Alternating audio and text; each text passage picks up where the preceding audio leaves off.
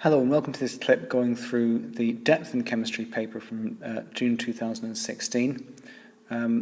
This was part of our Easter homework we set over the last few weeks. So the two questions that people have requested from my classes are question 2 and question 4. So these are the ones I'll be focusing on. So looking at question 2, it gives you some information about the melting points of elements in the period 3 of the periodic table. So moving the page down, obviously the graph is going to come off the screen, so I'm going to take a copy of the graph and put it further down the page so we can refer to it as we do the question. So for 3 marks you need to explain the differences in the melting points of phosphorus and chlorine. So I've highlighted them on the graph so you can see.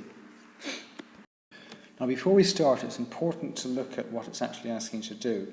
They want you to explain the differences. So you can say that phosphorus has more electrons than chlorine, and in doing so it exhibits stronger and greater number of London forces than chlorine. So the consequence of this in terms of the melting point is the fact that more energy is required to overcome the London forces present in phosphorus compared to chlorine.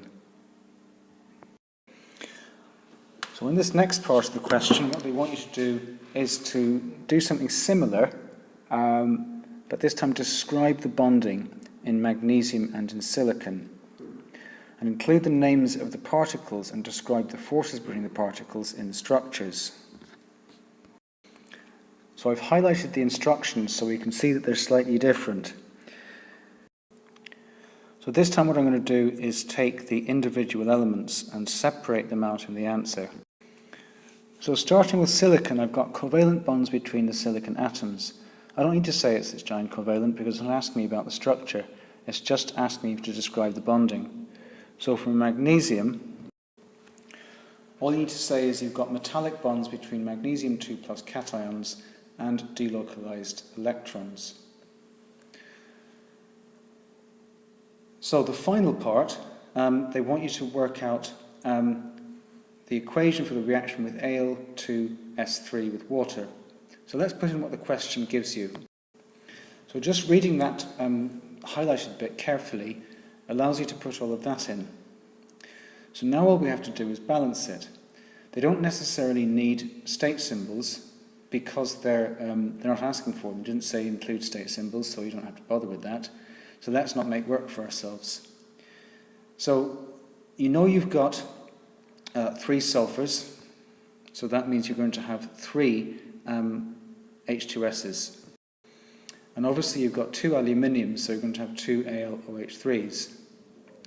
So now all we have to do is work out how many hydrogens and oxygens we need to make that up. And it shouldn't take long to work out that it's 6.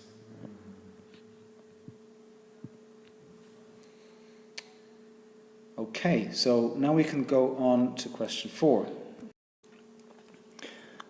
So this starts off by giving you some information about N2O and NO, but quite quickly it becomes evident that it's about enthalpy changes of formation.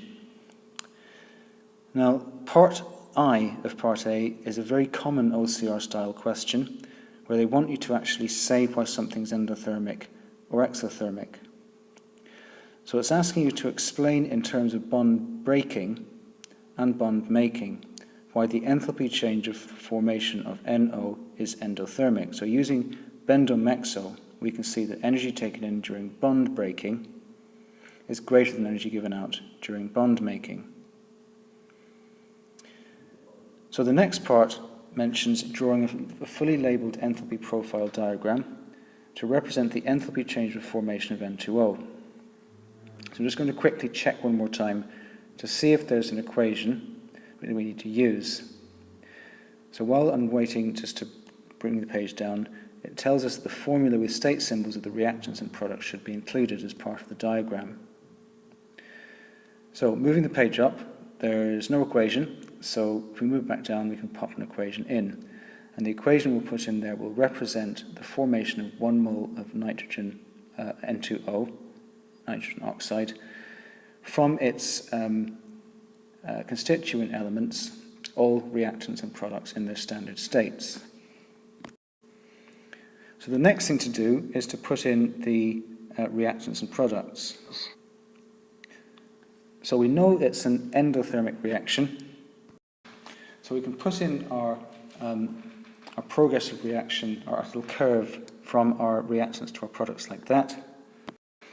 And all we need to put in is delta RH. They're not asking for the activation energy this time. So I was just tidying up there the state symbol for N2O. So the next part of the question. So what I've done here is put down the type of answer that they're looking for, because this is give your answer in standard form to 3 sig figs. So looking at the data, there's enough data there to use PV equals nRT. So you can start off by making that decision as opposed to V equals 24N. And that shows the examiner that you know that it's a PV equals nRT question. So we know that pressure is the one we're looking for. So you can rearrange at that point. So the next thing to do is to convert the units. Now clearly we don't know what N is yet, so we can work that out. So that gives us 4.25 moles. So the next thing to do is to calculate the answer. So applying standard form and 3 sig figs, that gives us 4.46 times 10 to the power of 5. So moving the page down, the next thing is we need to write 2 equations to show how nitrogen oxide radicals catalyze this breakdown.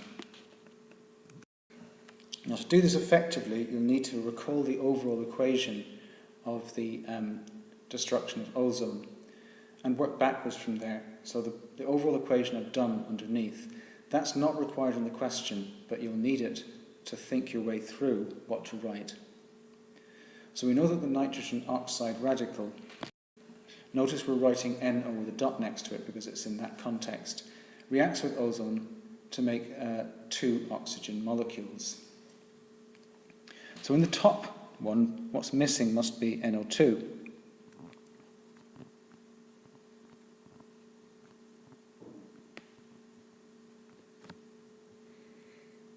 Because we have to do that to balance it. So now what we need to be able to do is to put something in that not only means that NO2 is used up, but also we use the O that you can see in the overall equation. So although it's not required in the question, just for the purposes of this clip, you can now see what can be cancelled. So it gives you the overall equation at the bottom. But in the question, obviously they only require you to put in the 2 equations. I'm going to leave it like that. Okay, so that takes us to the end of this shorter clip on those 2 questions from depth and chemistry. Hopefully it's been fairly useful to you, and as always, until next time, thanks for listening and see you soon.